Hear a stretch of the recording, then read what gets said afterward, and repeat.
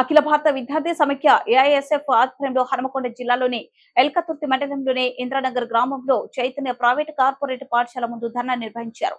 ధర్నా నిర్వహిస్తున్న సమయంలో డీఈఓకి సమాచారం ఇవ్వడంతో మండల విద్యాధికారి ఎంఈఓ రవీందర్ ని పాఠశాలకు పంపారు. విద్యాశాఖ అధికారుల సమక్షంలో చైతన్య పాఠశాలను తనిఖీ చేయగా 8, 9, 10వ తరగతులకు పర్మిషన్ లేదని తేలడంతో మరియు పర్మిషన్ లేకుండా అక్రమంగా పాఠశాలను నిర్వహిస్తున్నారని ఏఐఎస్ఎఫ్ నాయకులు మండల విద్యాధికారి రవీందర్కి వినతి పత్రం ఇవ్వడంతో జిల్లా విద్యాధికారి ఆదేశాలతో విద్యార్థి సంఘం నాయకుల సమక్షంలో చైతన్య పాఠశాలను 8, 9, 10 తరగతులకు ప్రభుత్వ అనుమతి లేదన్నందున సీజ్ చేయడం జరిగింది.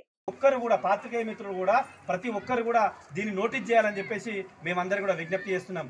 ఈ పాఠశాల ఏదైతే ఉన్నదో ఈ పాఠశాలకు సంబంధించి తరగతి గదులు అంటే మన గవర్నమెంట్ కొన్ని నామ్స్ ఉన్నాయి. నామ్స్ ప్రకారం ఏ స్క్వేర్ ఫీట్లో తరగతి గదులు ఉండాలనే కొన్ని నామ్స్ ఉన్నాయి. దాన్ని కూడా వీళ్ళు అది చేయడం లేదు. దాంతోపాటు గ్రౌండ్ కూడా ఏ వైషమ్యం ఉండాలనేది రూల్ ఉన్నది. దాన్ని కూడా వీళ్ళు బిల్డ్ చేయడం లేదు. ఈ కారణాలు ఏవైతే ఉన్నాయో విద్యాశాఖ ఒక ప్రైవేట్ స్కూల్ నడవాలంటే 36 నియమ నిబంధనలు ఉన్నాయి.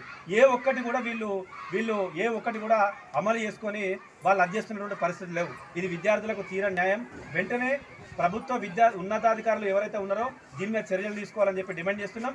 ఈ రోజు ఈ కారణాల చేత ఈ స్కూల్ ముంగడ మేము ధర్నా చేసిన వెంటనే డిఓ గారికి మేము వారికి ఫోన్ లైన్లో సమాచారం ఇవ్వడంతో వారు ఎంఈఓ రవీందర్ గారిని పంపేయడం జరిగింది. వారి సమక్షంలో మీడియా మిత్రుల సమక్షంలో 8th, 9th, 10th class రూమ్స్ను seize చేయడం జరిగింది. కాబట్టి ఇదే కాకుండా ఈ పాఠశాలకు సంబంధించినటువంటి పాఠ్య పుస్తకాలు ఏవైతున్నాయో ఎట్లాంటి అనుమతి లేకుండా ఇక్కడ నుంచి ఒక 10 కిలోమీటర్ల దూరంలో ఉన్నటువంటి ముల్కానూరు గ్రామంలో గుట్టుచోపుడు కాకుండా ఇక్కడ పేరెంట్స్కి ఏమో రిసిప్ట్లు ఇస్తున్నారు. సాయంత్రం పూట కూడా పాఠ్య పుస్తకాలు తీసుకోమని చెప్పినటువంటి పరిస్థితులు ఉన్నాయి.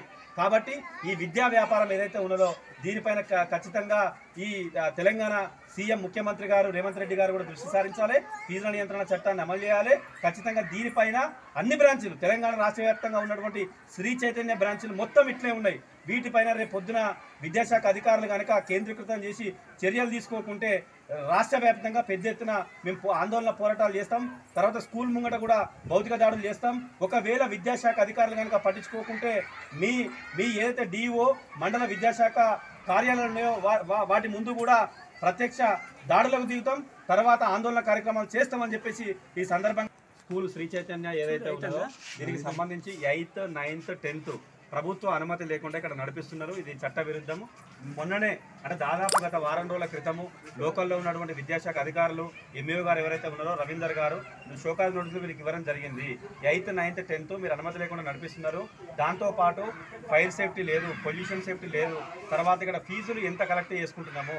ఇప్పుడు తెలంగాణ రాష్ట్ర ప్రభుత్వం గైడ్లైన్స్ ఇచ్చింది. ఒకటి జీవో నెంబర్ 42 ప్రకారం రూరల్లో ఇంత, అర్బన్లో ఇంతకంటే మీరు ఎక్కువ తీసుకోవద్దని చెప్పేసి గైడ్లైన్స్ ఇచ్చినప్పటికీ ఈ విద్యా సంవత్సరం దాదాపు 10 నుంచి 15% పెంచుకొని ఇక్కడ ఫీజులు తీసుకునేటువంటి పరిస్థితులు ఉన్నాయి. దాంతోపాటు గవర్నమెంట్ చట్టం ఉన్నది. జీవో నెంబర్ 1 ప్రకారం, జీవో నెంబర్ 42 ప్రకారం ఇక్కడ నువ్వు ఎంత ఫీజులు తీసుకుంటున్నావో నువ్వు ఒక 5th స్టాండర్డ్ కానీ, ఒక 6th స్టాండర్డ్ కానీ, 10th క్లాస్ కానీ ఎంత ఫీజులు తీసుకుంటున్నావో తీసుకునే ఫీజు ఇక్కడ బోర్డు ముందు డిస్ప్లే చేయాలి. మనం ఇక్కడ ఏ పరిసరాల మొత్తం